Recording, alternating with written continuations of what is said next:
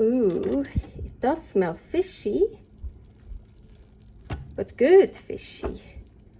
Ooh, look at that. Ooh.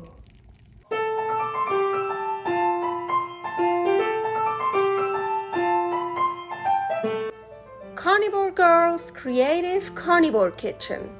No plants, no dairy, the next level cooking show. Carnivore recipes with meat, fish, seafood, eggs, gelatin, flavored seltzer, water, and salt. From super easy to complicated, from quickly done to many hours in the kitchen. I always say everybody's body and brain are different, and you gotta figure out what works best for you.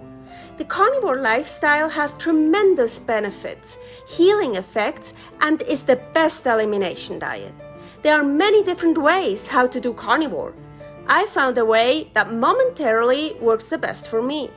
In this cooking show, I'll show you it doesn't have to be boring and can be very creative, delicious, and fun. I already created so many carnivore recipes on Instagram at karnivorgirl, and I have this never-ending list on my phone with tons of ideas. My brain is a gift and a curse. Have fun with this episode. Welcome to my Creative Carnivore Kitchen. This is a carnivore ingredients and method episode, and I already made seafood stock, I already made shrimp stock, I think chicken broth, so we need fish stock, and oh, so flavorful, really good, homemade, flavorful, strong fish stock. Here I have, that was a mackerel I made yesterday, and underneath here, those are still raw. Well, those are frozen, but I took them off raw. Sardines, exactly. Now here, took out from the freezer, wolfsbarsch. What's the word in English? European sea bass, wolfsbarsch.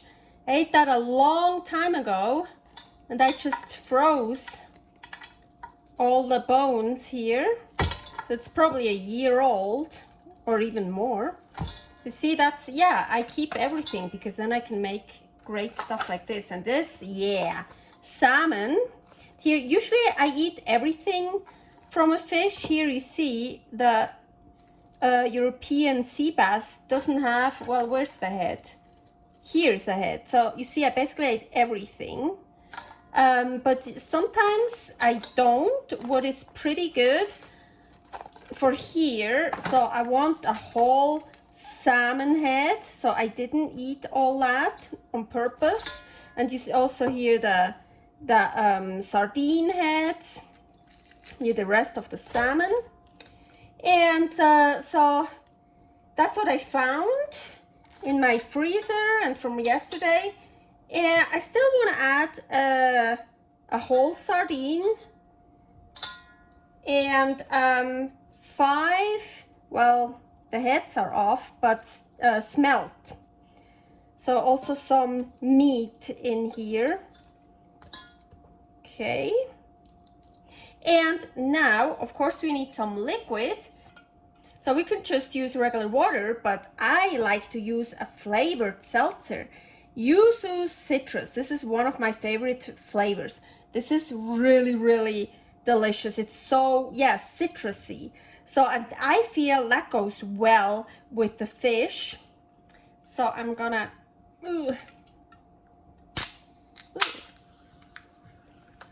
add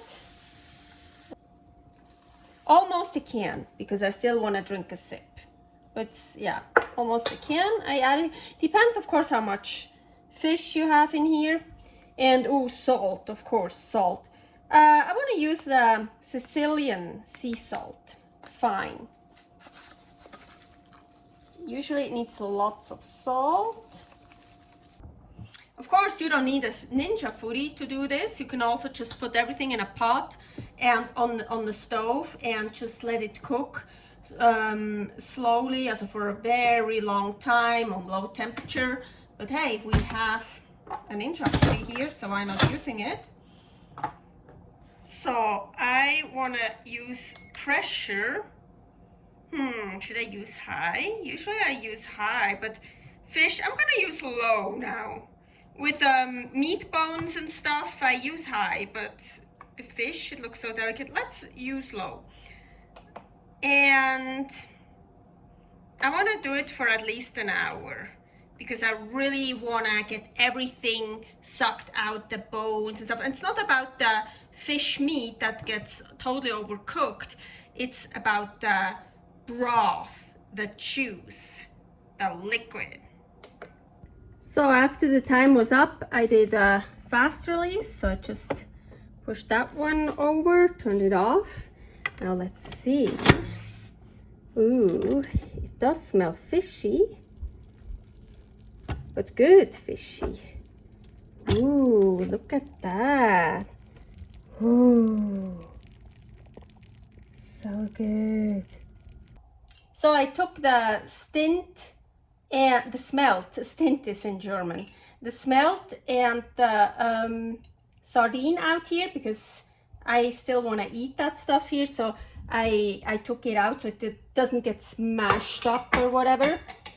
And so, well, usually I use this, but I have a lot of bones, so I thought maybe this is easier, but let's check.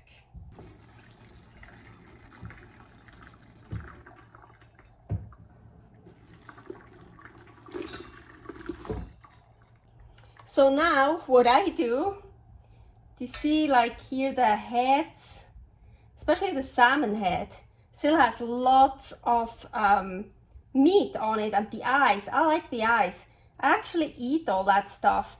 Well, I'm probably not gonna, usually I eat everything I can eat, but here I'm not gonna do like a super clean job because there are so many, like this stuff I just, blah. But here it's super hot still. Here you see in the head all that meat. That's sad too. And here the skin and the eyes, as I mentioned, I love the eyes. And probably here that one, that head, I think that was a mackerel. And yeah, here the sardine heads, maybe no. I don't go through that hassle, but here I'm gonna pick some stuff out to still eat. But this is not about the meat. This is about this deliciousness. Ooh. And I'm convinced the more different kind of fish you use and different parts, like all of it, like with the head and the bones and the fins, it's gonna get better and better. So I just saw something that's important. So these holes here are actually quite big. So I found some little bones. Yeah, I mean, look at these tiny bones. If they hit the hole right, they go right through. So I wanna strain that through this here, and I pour it in here because then it's easier for me. Well, that one has a poor thing too, I just realized. Anyways, let's strain it again. Oh yes, definitely necessary, needed. Well, not that this is bad if that would be in your broth, but so I let this sit for not very long, and I already got this you see here, the skin on top. I wanna try it. Ooh, so fatty, but so flavorful.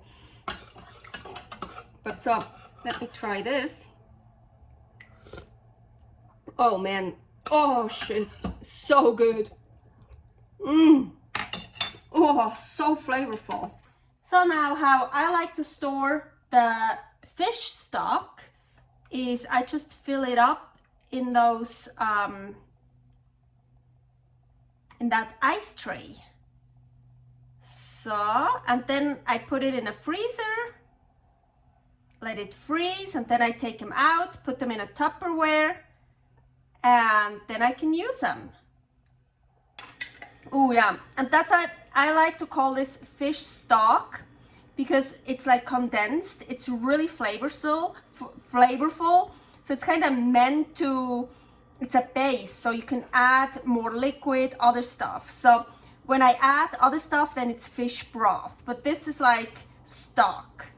That's how I like to make the difference between stock and broth. Stock is much more concentrated, and so it also, I mean, if I would use it right now, I could add another can of that, or more water, and use it up as a broth, but it also takes less space to freeze it as stock, and it's so delicious. I just want to keep woo, yeah, really strong. It's very strong, but that's how I want it to be. Thanks for watching. If you try out this recipe, please tag me and let me know how you like it. Subscribe, share, like, comment, follow me on Instagram @karnivorgirl. See you next week in my next episode of Carnivore Girl's Creative Carnivore Kitchen. No plants, no dairy, the next level cooking show.